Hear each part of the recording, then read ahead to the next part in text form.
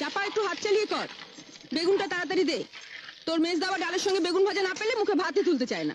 আজ তুই এসেছিস দেরি করে, জানিস তো সকালে সবাই স্কুলে যাবে, অফিসে যাবে। ডালটাও তো এখনো সাদলাসনি। আর একটা গ্যাস জ্বালা। আজ দীপা আবার বলেছে কুরকুরে আলু ভাজা চাই। আমি আলু কেটে দিচ্ছি, তুই কড়াটা চাপা।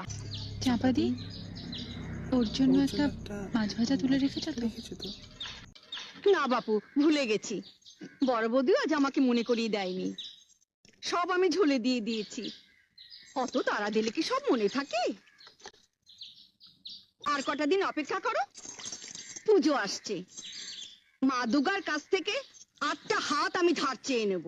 উফ, তোমাদের বাড়িতে 10 হাত না হলে কাজ করা আমার সম্ভব হচ্ছে নি। সরো। হাজলামো করিস না চাপা, তাহলে তো রাবণের কাছ থেকে তোকে 9টা মাথাও ধার নিতে হয়।